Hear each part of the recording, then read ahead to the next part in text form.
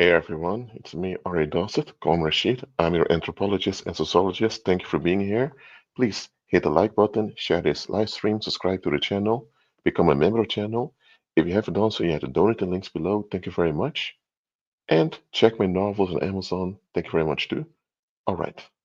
Um, in this live stream, I'm going to decode the comic hero Spider-Man. Now, for those who read comic books or were into popular movies, you would like to know which character I'm talking about. But I'm going to share my screen soon. But before I continue, how are you all doing today? I just finished doing another live stream less than an hour ago, and I thought, nah, I need to discuss this topic too. So for those who are here, how are you doing today? Let me know. Meanwhile, I'm checking on my tablet if you can hear me clearly. One moment.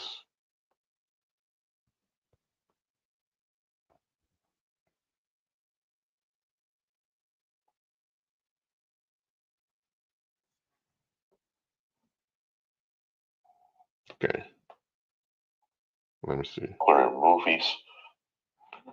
Okay, that's good. You should be able to hear me clearly. Okay, let me share my screen with you. Share screen. All right. All right, you should be able to see that.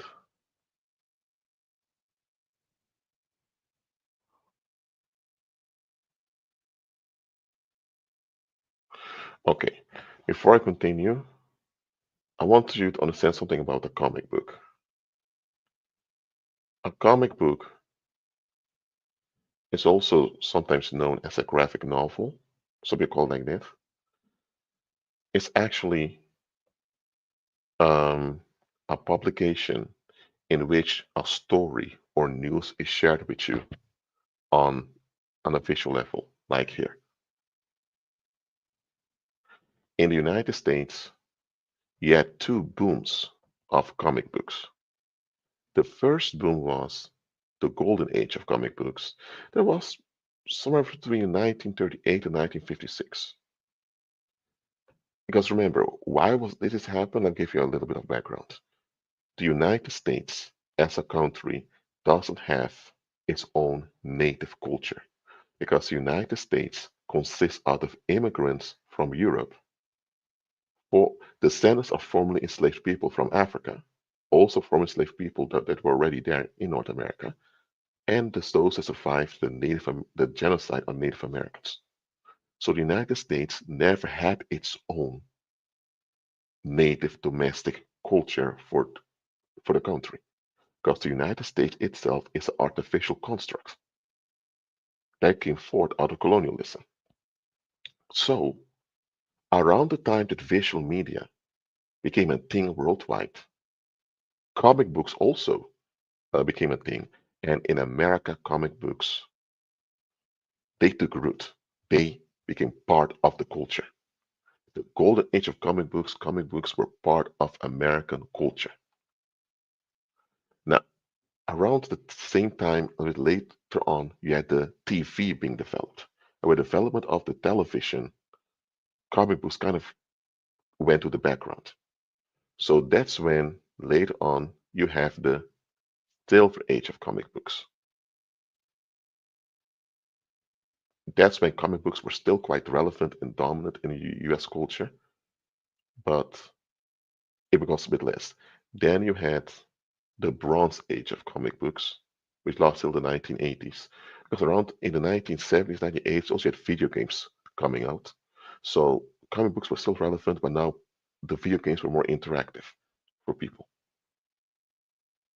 And then you have the modern age of comic books, which is just comic books today. They're still around, but a lot of them have also became comic books now more an expression for also taboos also. That's why it's also called the dark age of comic books.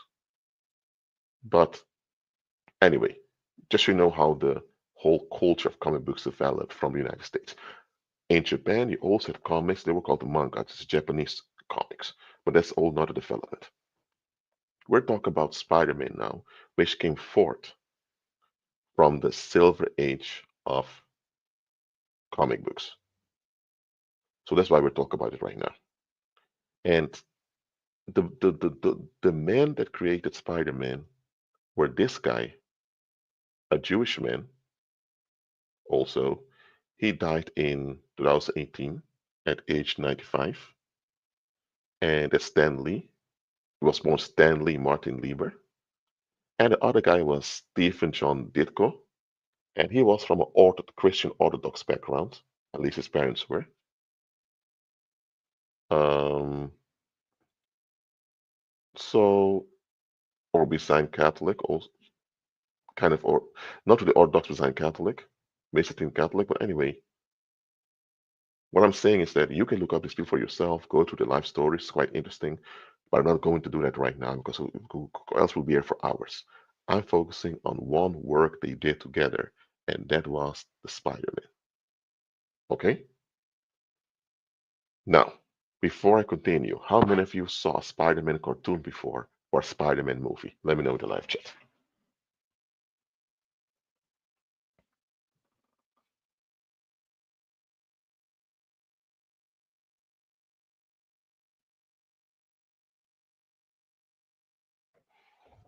Or maybe you read the comic books yourself. Okay. Now, for those who ever saw a Spider-Man cartoon or a Spider-Man movie, what was the main thing that struck you about this character? Let me know in the live chat. Let's start with that. What was the main thing that struck you about this character? Let me know in the live chat.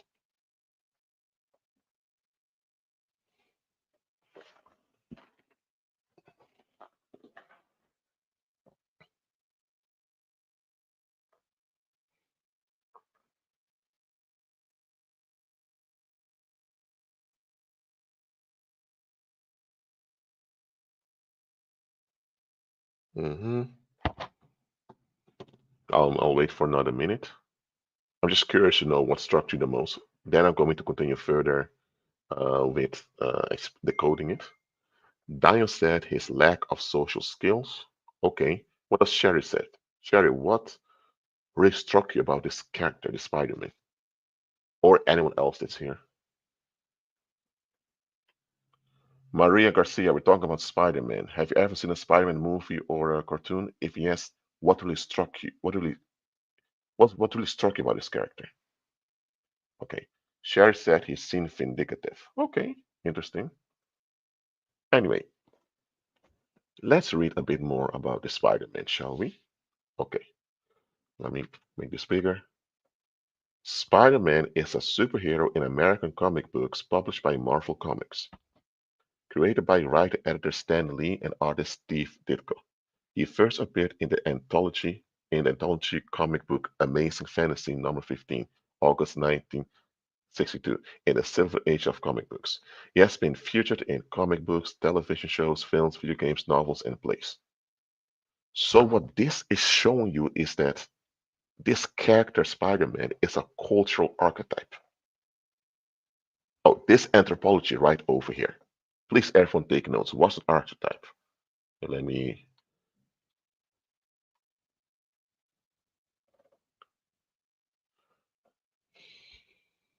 An archetype. Now, if you go on Wikipedia, they give you a whole article, all types of uh, references on that, but I'm just playing an archetype towards you. An archetype simply means original pattern from which copies are made. That's kind of what it means. So actually what it comes down to is that an archetype is a model people believe in.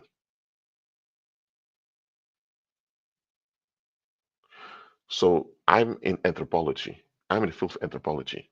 And an archetype in anthropology is a model that the public believes in. The model can be, for example, Mother Teresa. Now, there was a human being that lived that was called Mother Teresa. But the image Mother Teresa doesn't relate to the actual human being that lived that way. The image of Mother Teresa is a woman that's so self-sacrificing, serving the community. That's an archetype, a model people believe in. Or like the Holy Virgin Mary. For a lot of Catholics, that's an archetype for virtue for women. It can also be a negative thing. For example, let me just think about it. Dracula, for example. The actual guy that was called Dracula in history, Vlad the Third. That's not what the archetype Dracula refers to. The archetype Dracula refers to a novel, a fictional character that was made in the 19th century. Okay, let me show that very quickly.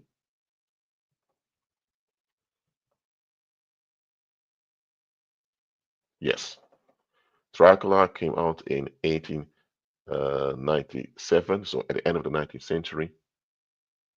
Irish author Bram Stoker, you see over here. So, so the term Dracula, for a lot of people, it's a model of a creepy older man with leverage. Okay, so an archetype can also be, for example, let me say this. For those from the United States, let me say this. Some of your former US presidents have become archetypes, models you look up to shape the public's behavior. For a lot of people, John F. Kennedy is his archetype, not based on the story about him. For a lot of people, Mahatma Gandhi became an archetype for peace, even though the actual human being Gandhi was not as peaceful. So an archetype is either a fictional character that's totally made up, or a character based on someone who actually lived that serves as a model for people to believe in. Is it clear to you now what the archetype is? Let me know in the live chat.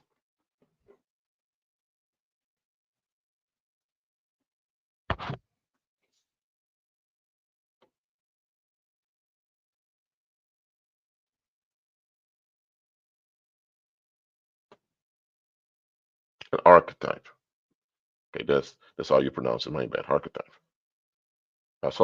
Sometimes have to go back and forth between Dutch and English, but anyway, an archetype is a model that people look up to. So this character, Spider-Man, has become an archetype in the Western world. Whether or not it was based on someone that actually lived or not, is an archetype. It's a model now. So the moment a, a fictional character becomes an archetype, we have to study it because that archetype is shaping people's behavior and perceptions. So if you have an archetype that's not in harmony with the will of the Heavenly Father, that archetype can be used to pull people away from the gospel. Now, the world has archetypes, believers have archetypes too. Okay? But the thing is, the archetypes we come up with are either to teach people how not to be based on the gospel or to push you towards Christ. So, okay, I want you to understand pagans, when they generate fictional characters, they do it with the goal to teach you something, to show you something. That's why the archetypes pagans make often, I'm saying that's why the fictional characters pagans make often become archetypes locally or internationally. Now, I'm not sure whether Stan Lee and Steve Ditko intended for the character to become a cultural archetype. I'm not sure they intended that, but that is what became of it. So let's read further. Spider-Man has the secret identity of Peter Benjamin Parker. Initially, Peter was depicted as a teenage high school student and an orphan raised by his aunts May and Uncle Ben in New York City after his parents, Rich and Mary Parker, died in a plane crash. Lee, Ditko, and later creators had the character deal with the struggles of adolescence and young adulthood and gave him many supporting characters such as Flash Thompson, J. Jonah Jameson, and Harry Osborn. Romantic interests Gwen Stacy, Mary Jane Watson, and the Black Cat, and enemies such as Dr. Octopus, the Green Goblin, and Venom.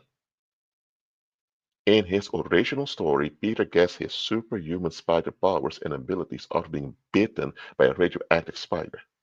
These powers include superhuman strength, agility, reflex, stamina, durability, coordination, and balance.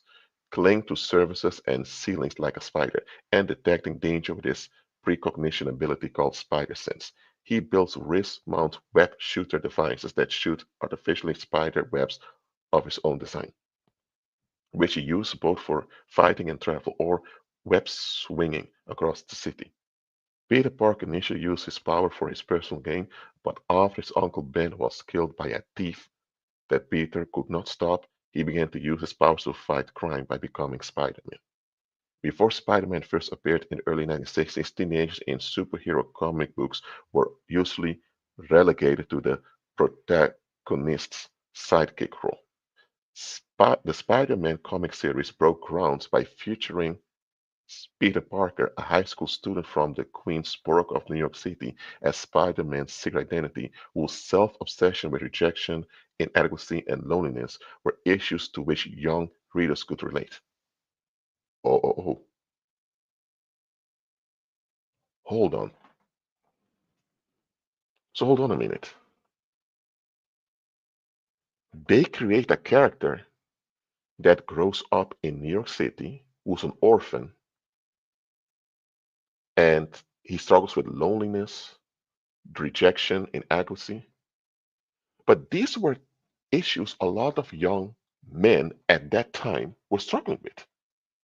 And because these young men were struggling with similar issues, when they read this comic book, they identified with Spider Man. And because they identified Spider Man, Spider Man became popular amongst them. And this is what you need to understand. A cultural archetype will, a cultural archetype will, I'm sorry, a character will become a cultural archetype the moment people can identify with it, one way or the other. In this case, it was obvious which people identified with it. But guess what? The people that identified with Spider-Man, those young men, they grew, they went on with life, and they passed on, and that's why it became a cultural phenomenon. Okay, and a sidekick is actually a role that's not the main. So in the Spider-Man, the individual that was dysfunctional and suddenly becomes the center. How many men back then who struggled with rejection, inadequacy, and loneliness felt like they didn't matter, and now they read a comic book where people, someone just like them, is the center. So this kind of is the reason why this character became a cultural archetype too.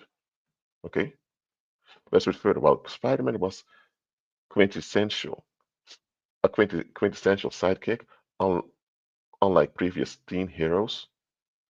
Um, Bucky, Barnes, and Robin, Spider-Man had no superior mentor like Captain America and Batman. He had learned the lesson for himself that with greater power comes great responsibility, a line included in a text box in the final panel of the first Spider-Man's origin story, but later retrospectively attributed to the late Uncle Ben Parker. So, Marvel has featured Spider-Man in several comic book series, the first and longest lasting of which was The Amazing Spider-Man. Since its introduction, the main continuity version of Peter has gone through from a high school student to attending college to currently being somewhere in his late 20s. Peter has been a member of numerous superhero teams, most notably the Avengers and Fantastic Four. Blah blah, that's how it all continues further. We don't have to go to all of that. We have to stay with the original character that was made. And this original character has been used in many movies and productions later on. Now, one thing dying out of here, why do most of these characters seem to always lose their mother's parents? That's an interesting question. Okay? But before we go there, let's go to Mary Jane Watson, this fictional character. Let's read. Mary Jane M.J. Watson is a character appearing in American comic books published by Marvel Comics. The character was created by Stan Lee and Steve Ditko, making her first appearance in Amazing Spider-Man number 25, June 1965, and subsequently designed by John Romita Sr. in number 42, November 1966. Since then, she has gone on to become Spider-Man's main love interest and later his wife. Mary Jane is his most famous and prominent love interest due to their strong history and one of the most iconic and all of comics. Although she made a brief, okay.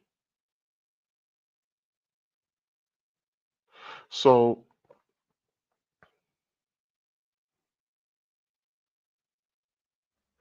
okay.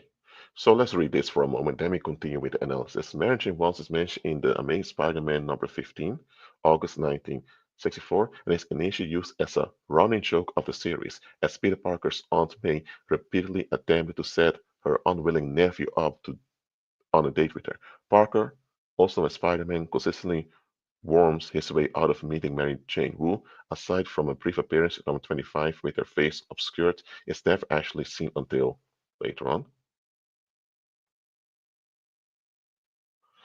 So, so in the actual story, Peter didn't even want to meet her. He was so shy, so insecure. Let's read further. Peter David wrote in 2010 that artist John Romita Sr. made the distinctive statement of his arrival by pulling Mary Jane out from behind the oversized spotted plant and placing her upon a panel in which would instantly become an iconic moment. Romit has stated that in designing Mary Jane, he used Anne Margaret from the movie Bye Bye Birdie as a guide, using her coloring, the shape of her face, her red hair, and her form-fitting short skirts. Okay, so he admits who he based the character upon. This woman was a Swedish American actress. Okay, according to co-creator Stan Lee, he and Romita had intended for Gwen Stacy to be Spider-Man's one true love, and Drew's Mary Jane just for fun, but that somehow Mary Jane seemed to have all the personality, and much as we tried to make Gwen more attractive, we couldn't. We ourselves felt that Mary Jane ended up being not only more beautiful, but more fun and more interesting, and we finally decided to let Peter end up with her, but it was as though the characters had taken over.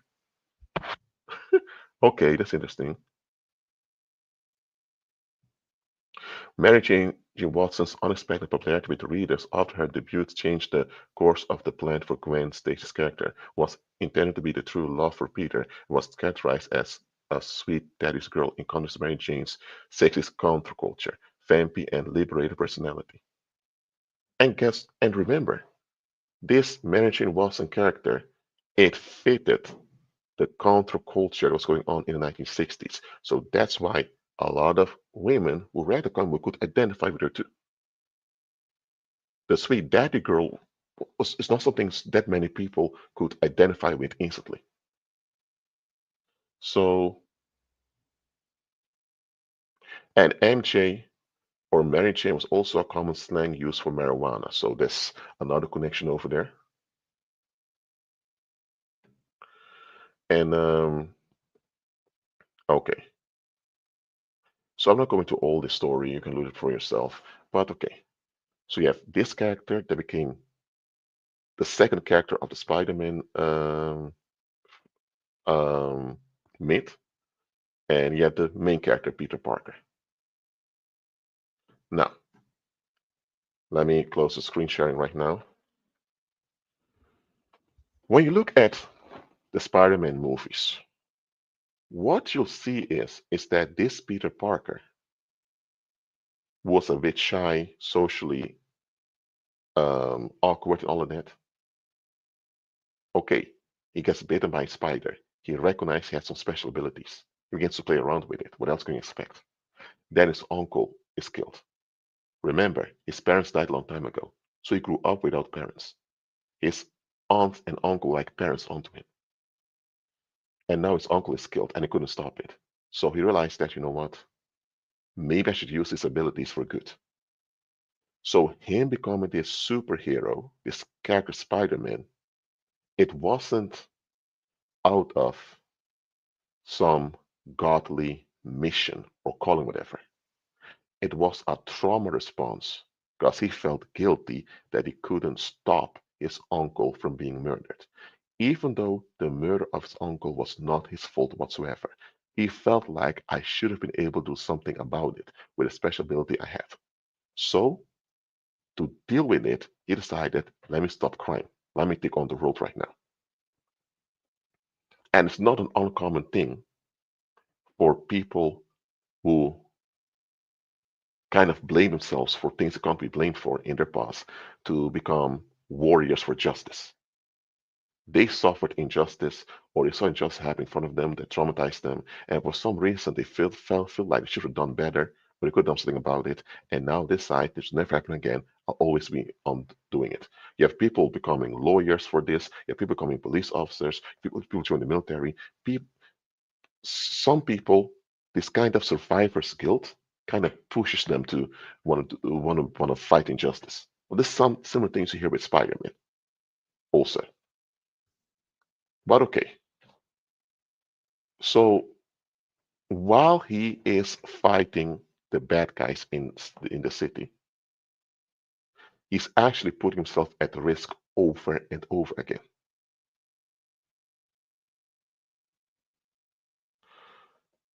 And the one thing, the kind of the one, the only thing that kind of balances him out is Mary Jane. And Mary Jane herself was not stable. She comes from a broken household, no good relationship with her father, a party girl often puts herself at risk in the nightlife. So not the ideal woman you would wish for your son. And in the Spider-Man movies and all that, eventually he reveals himself to Mary Jane. In the comic books, eventually marries her. But the thing is, when you look at it very well, the only one who actually kind of had a motivating effect on Spider-Man was Mary Jane. And as you read before, there was no mentor or anyone training or looking after the Spider-Man, after Peter Parker.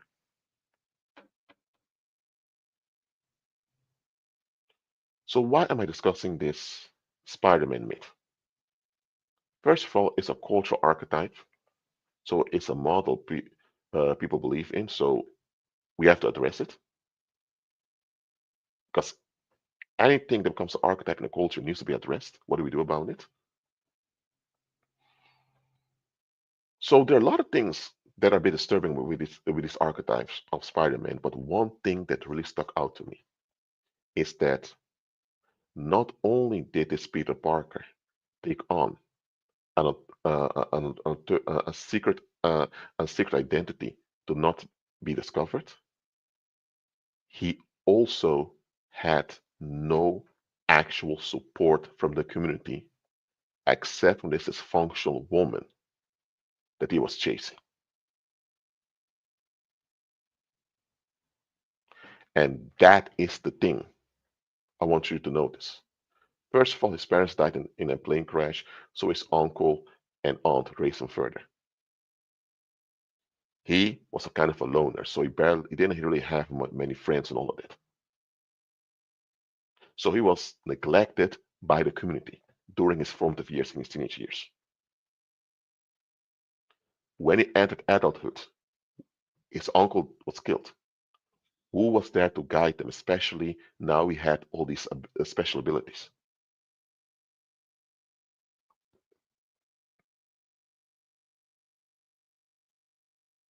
So here's what I want to tell you. When you look at these modern day comic book heroes, it's similar to when you read the myths of those Greek gods or those Hindu gods or whatever.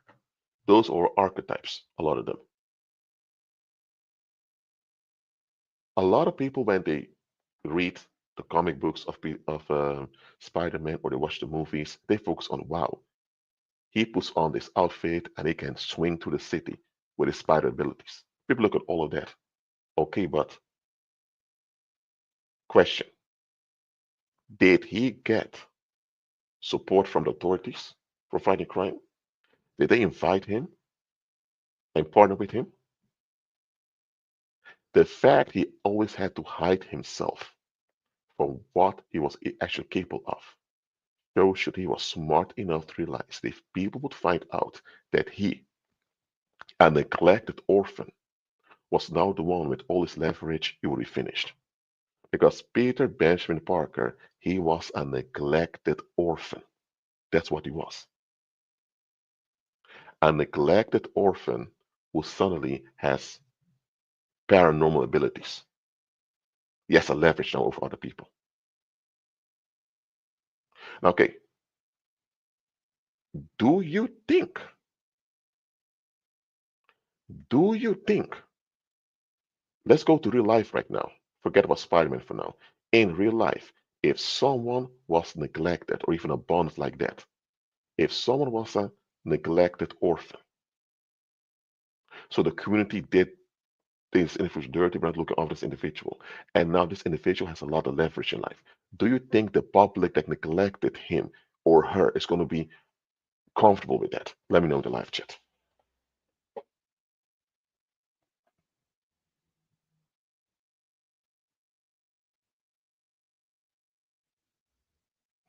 Do you think in real life out here, if someone was neglected and put aside like that, and someone like that gains a lot of leverage, whether in politics or in finance or whatever, do you think that the public will be okay with them? No, they would not. Because that individual, either that individual still has um, dysfunction caused by the neglect. They may be perfectionist, or they may be vindicative, or they may be intoxicated policing. Either you'll still have dysfunction now that will further embarrass the community. And it's the community that neglected individuals. If the individual is dysfunctional, that is the community's fault. So now you have the victim of the community embarrassing the community on a large scale with the leverage right now. People don't want to go through that. And people cannot complain because they don't want to brought the individual forth like that. Or what can happen is that let's say the individual improved. The individual did not improve because of the community, but despite the community. So the community cannot take credit nor glory for the individual improving. And if that's the case, that individual who was abandoned or neglected, now being with leverage over them, and individual improved despite of them, it's going to be a confrontation for the public over and over again of how inadequate and wasteful the public is. People don't want to go through that. Anytime they now want to criticize the individual with leverage now, people remind, hold on a minute, the same guy you guys neglected or the same woman you guys neglected will survive and thrive despite of you guys. You want to criticize? What have you done? And all because people themselves have nothing going for them, they'll have to shut up. So what the Spider-Man myth is showing you is that if the public neglected you or abandoned you, and you manage to get a leverage in life, make sure you conceal your leverage. Because if you don't, the public will come after you.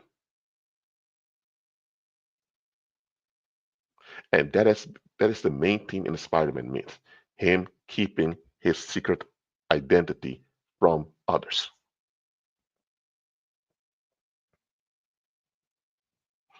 In one of the Spider-Man movies, this guy, Peter Parker, he turned to the dark side.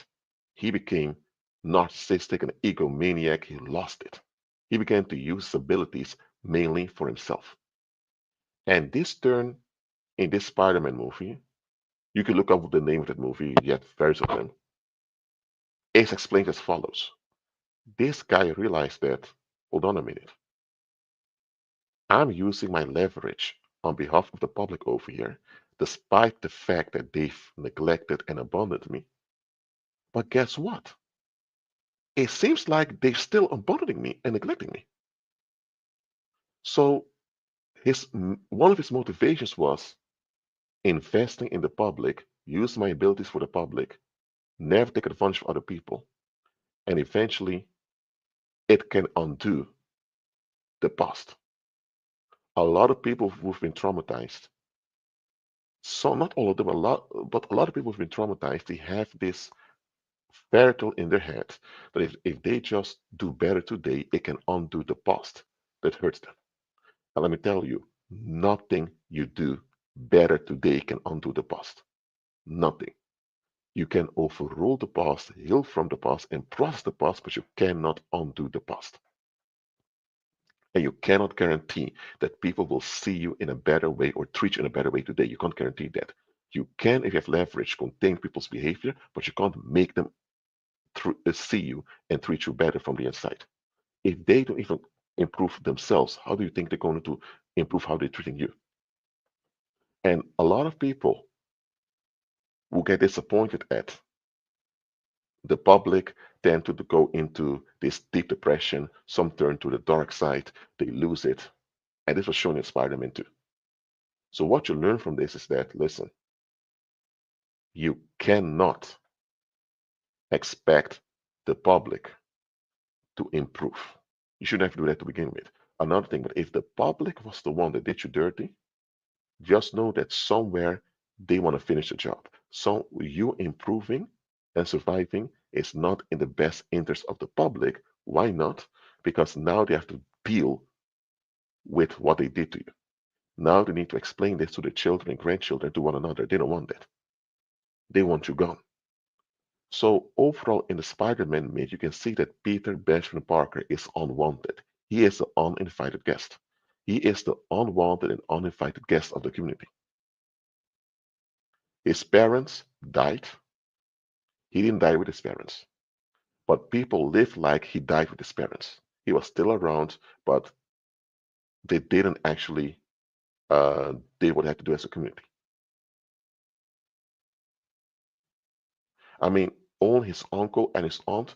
Where are the rest of his family members? Where are his cousins? Where are his great uncles? Where are all these people? So in the Spider-Man myth, this abandoned orphan, the only support he found later on was with this toxic woman who later became his partner. And that's quite sad because that means that all the rest of the community was in on him crashing. That's it.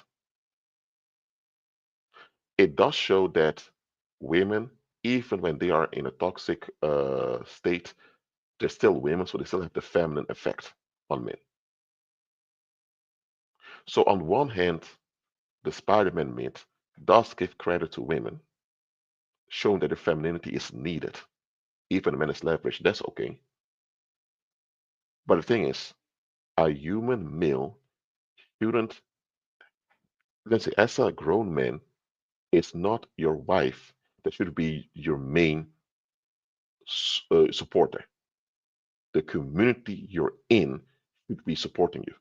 Same for women. It shouldn't be your husband that should be your main supporter. The community you're in should have your back. That's natural.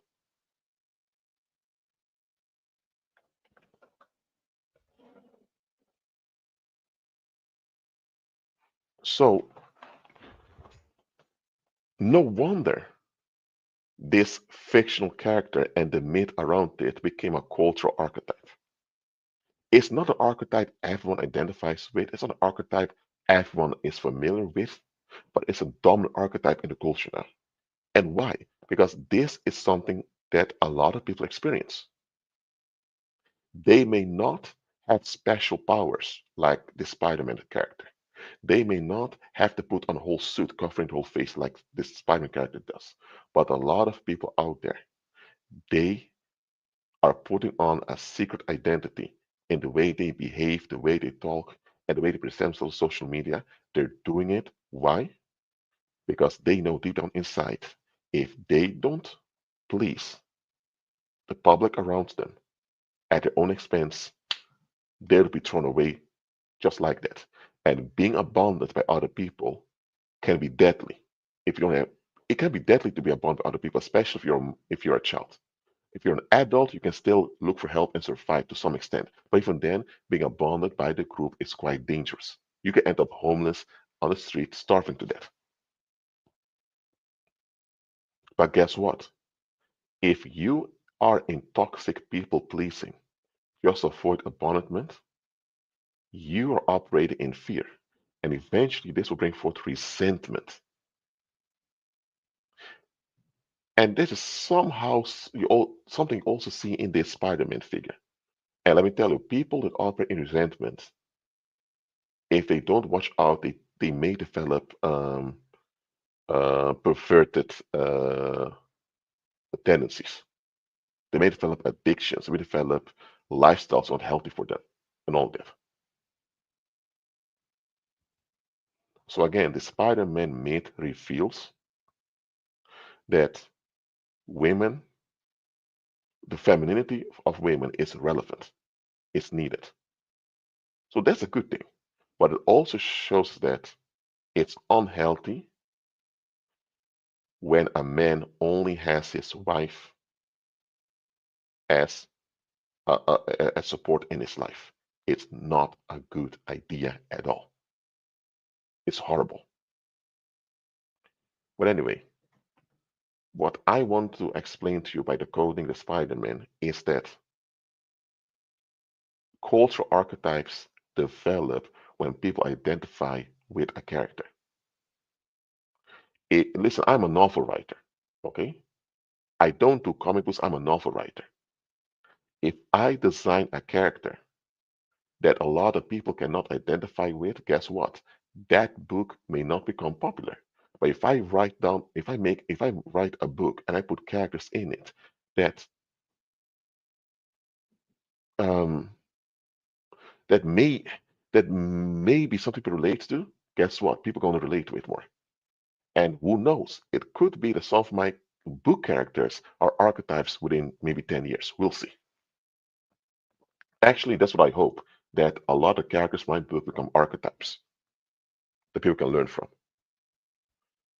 But anyway, there's a lot you can say about the Mary Jane character in Spider-Man. I mean, again, she's not a healthy, stable woman.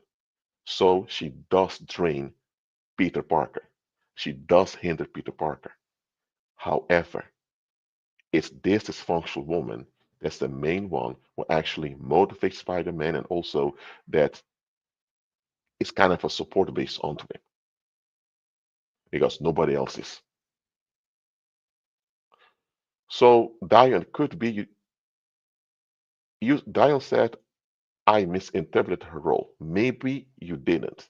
I'm just showing you another side of the role.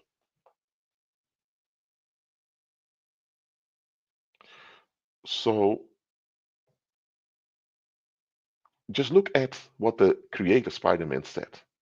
The creator Spider-Man even said, I was just read on Wikipedia also, they said they never intended for Mary Jane to be such an important character in the series. But they realized while they were making the series that Mary Jane would be better for the Spider-Man figure. It's like the characters took a life of their own. Now, of course, you can't say they were dependent on people wanting to read the comic book, so they had to kind of appeal to what the public was interested in. That may be the case. But let me tell you, people that make comic books are quite intelligent and they're talented. And let me tell you one thing, you cannot make two characters that are not compatible and expect your story to work.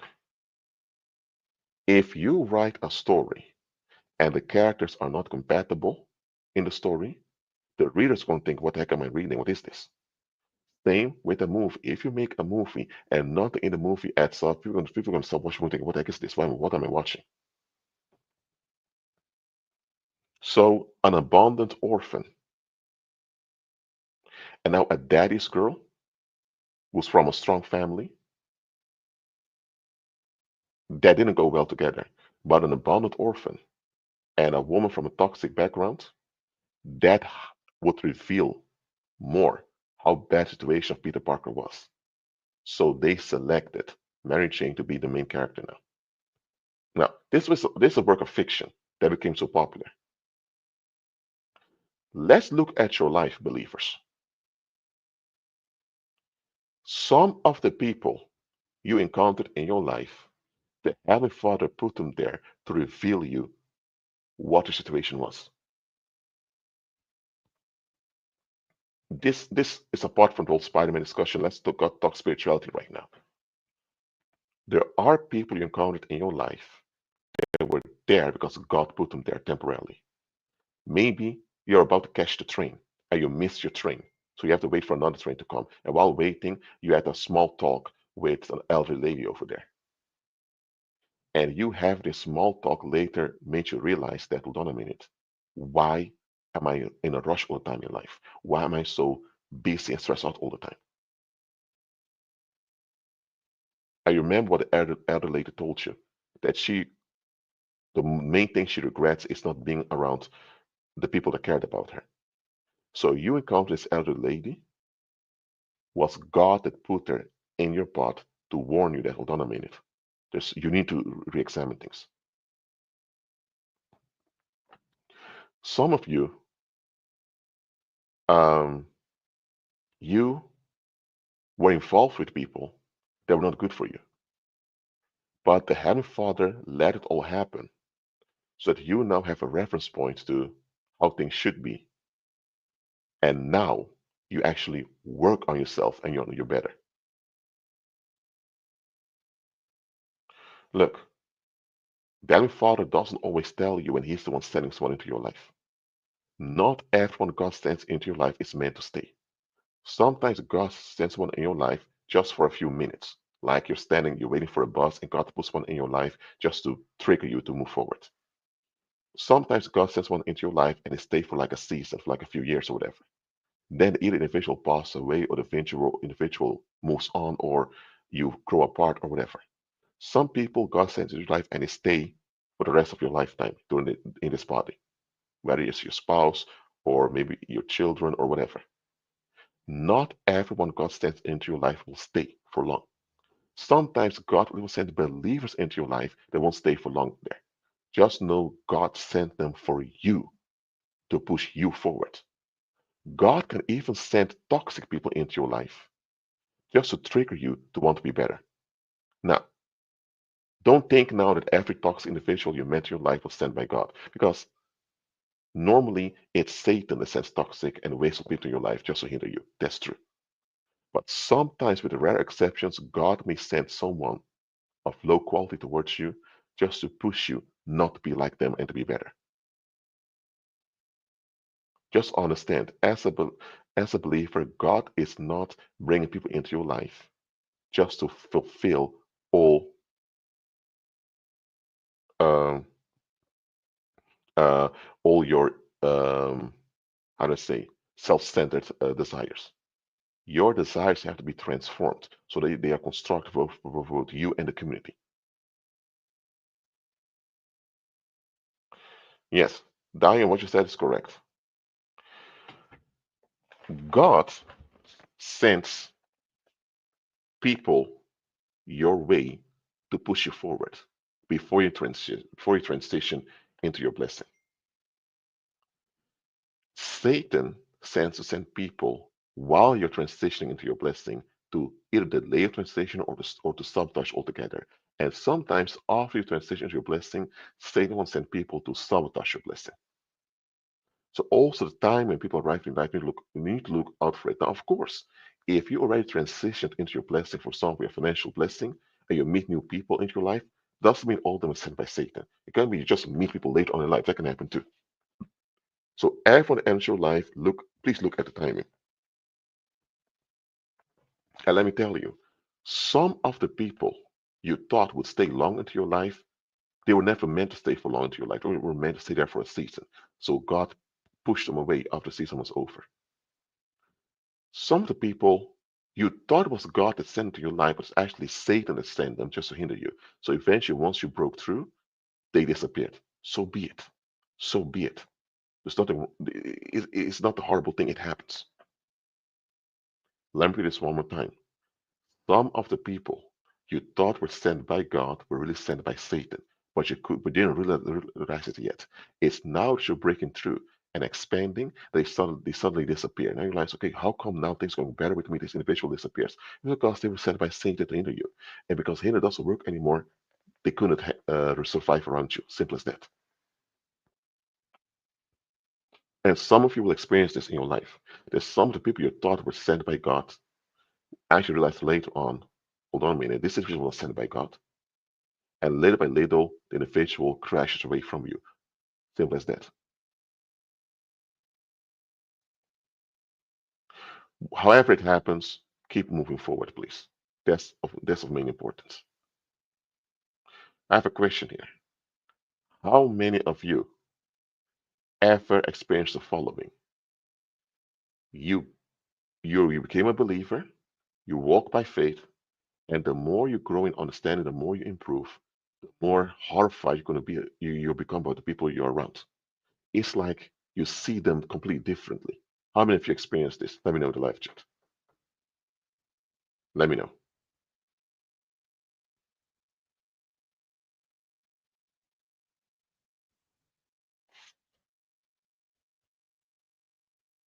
Okay, let me say it like this. Let's say you were a party girl, always going to parties all the time with your female friends, girls' nights out, and all of that. While you were doing all of that, you were fleeing from your own issues in life, just escape going to nightclubs all the time. Your fellow female friends, they were just like you, hooking up and doing all of smoking and all of other stuff. They were like your heroes to you. Later in life, when you actually realize I need to improve, and when you actually became a believer and began to learn what true femininity is, now you realize, now you look at those same female friends, they dominate. These women aren't good for me. These women are very toxic, whatever. Why? They didn't change. You changed for the better. And now you're seeing what you were dealing with all along. I realized, dominate, how did I ever look up to these people like they were heroes or whatever? Similar, let's say you're a drug addict, you're a junkie.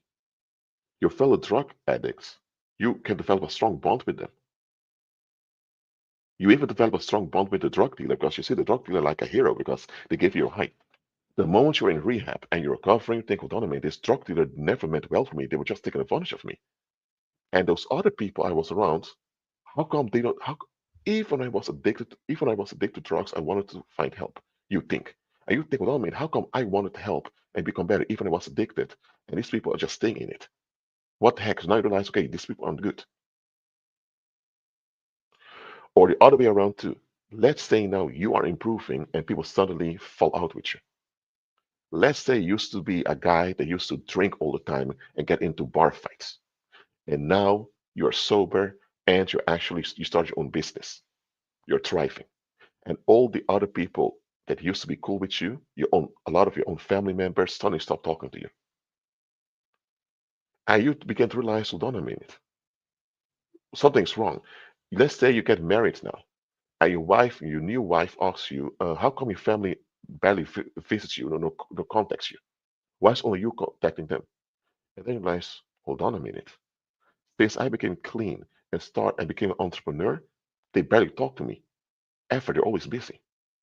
And your wife tells you, honey, when you were uh, a drunk, when you were an alcoholic in the past, drinking all the time, getting into bar fights, being arrested, you were they were around you all the time. How come now you're becoming a better man? None of them want to deal with you. It is because these people look down on you. And by looking down on you, they could feel bad about themselves because they were not as worse off as you were. You were their narcissist supply, so they didn't have to look at themselves. Now that you improved, they have no excuse for them still escaping. So now you became a confrontation for them. That's why they want to deal with you. You will experience this in your life too, believers. That some people will fall out with you because you are becoming better and safer.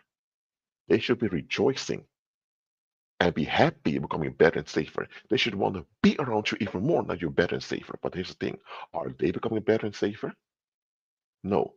If they are declining over time, and if they're declining over time because they won't own up to anything, what makes you think they're going to be comfortable with you prospering? Either you decline with them or you decline worse than them, then they can be okay with you. But if you are prospering while they're continuing to decline, I'm sorry, how do you expect that to go well with one another? It's not going to go well.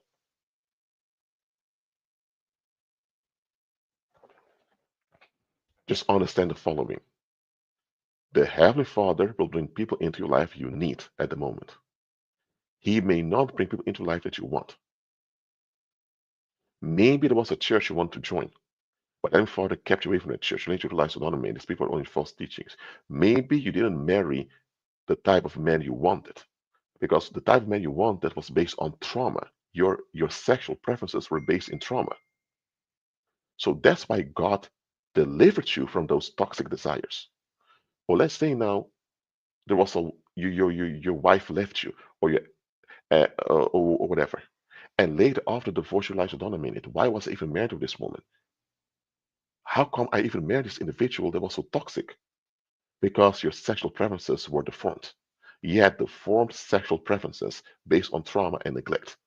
So you had to be delivered from that curse. But because you're already into a toxic relationship, you had to be delivered from a toxic relationship because that toxic relationship was there because you had toxic sexual preferences, which were rooted uh, in in trauma and were rooted in abandonment. But now that you're becoming better, now that your sexual preferences improve, you realize what the heck am I dealing with? That's why your marriage crashed. So understand when you improve, not everything you were involved in can handle the new version you are. Some believers will go through divorce. Why? Because the relationship they had, the marriage they have was based on sinking sand. It wasn't based on a Christ-centered model. So now that they become a Christ-centered, that marriage needs to go. Some parents, their children will be estranged from them because the children don't want to serve their Heavenly Father. They want to just escape, and that doesn't go together. Some believers, their parents will turn on them because the parents' secret envy and jealousy became exposed when they begin to improve. Listen, not everything you were involved in will improve with you. If you're from the ghetto and you improve, you improved. It doesn't mean the whole ghetto improved. Stop projecting your improvement onto others. Okay, let me say this one more time. Stop projecting your improvement onto others. Just because you improved doesn't mean everyone around you improved. And this mistake a lot of people in the world make, including many believers. They improve, they become better, and now they falsely assume others are willing to improve too. Others want to improve too. Let me tell you, that's not the case. A lot of people don't even want to admit they need to improve. They just want to escape and escalate. So if you improve, look at those around you. I'm telling you, if during your improvement progress, during your expansion progress, you've lost a lot of people, and that's perfectly fine. It doesn't mean all these people are bad people. Some of them also need to start their own improvement journey, and God used you to trigger them to start their own improvement. So they're improving right now behind the scenes. You're not aware of it. That's fine. But you also have people that just fell out with you, or God simply blocked them from you because they are the bad news that would hold you back. Simple as that. Question: does this live stream help you out? Let me know in the live chat.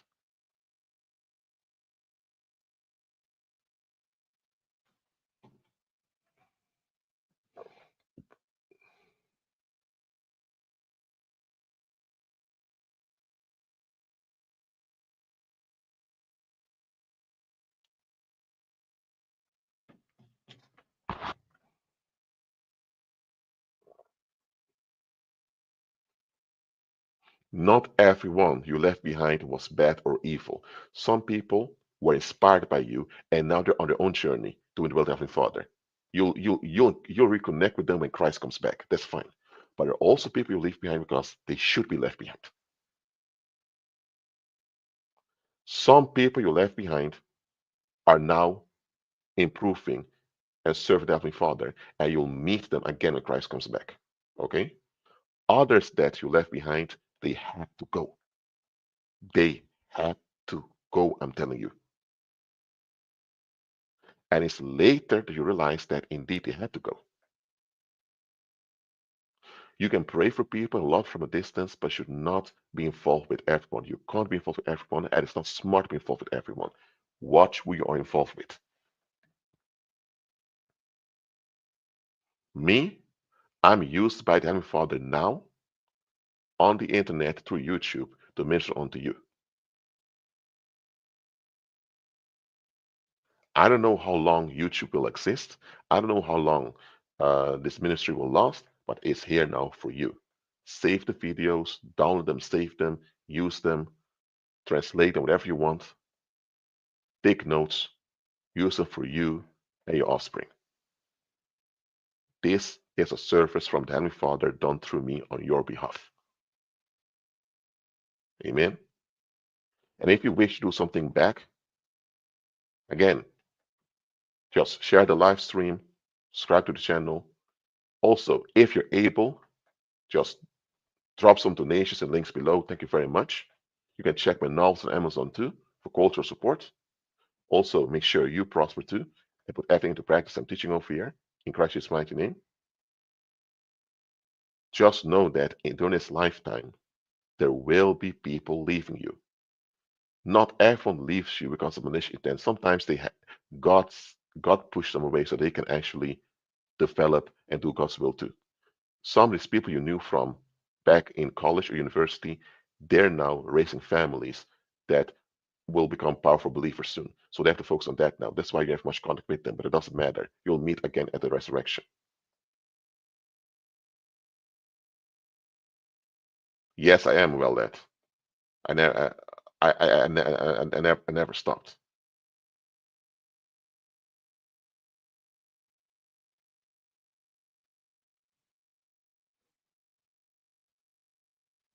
I only started recently. This year, because only this year it was possible for me to start. So of course I'm still involved with it.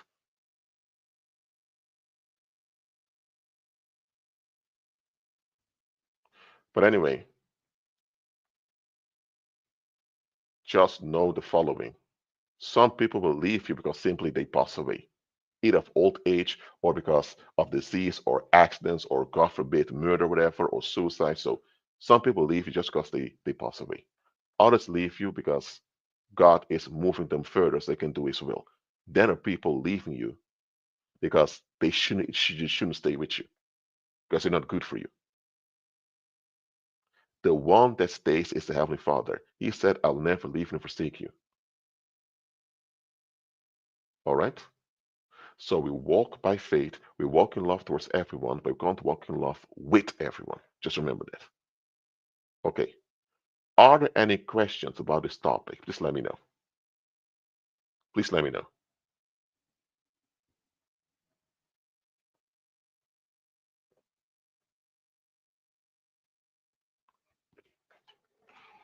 I have a BitChute channel that normally would synchronize my videos from YouTube, but for some reason it doesn't synchronize anymore. So I need to check BitChute also. I also have this Odyssey page, but it doesn't synchronize also. So I need to find a way to update my BitChute channel and my Odyssey channel. My Daily Motion channel was deleted for some reason, so I'm not going over there again. Yes, I'll I'll find more outlets soon for this ministry, or to copy the content here over there too. So I hope this answer your questions, Kenneth. As a matter of fact, let me share my BitChute link with you right now. BitChute, hold on.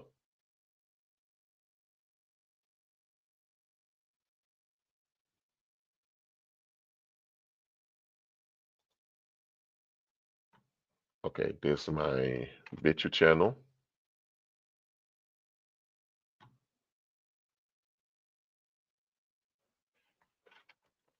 Let me see if I can find my Odyssey channel too. One moment. Okay, this is my Odyssey channel. Okay, there they are.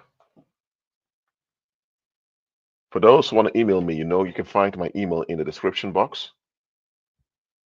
All right. Are there any questions about this topic? Let me know.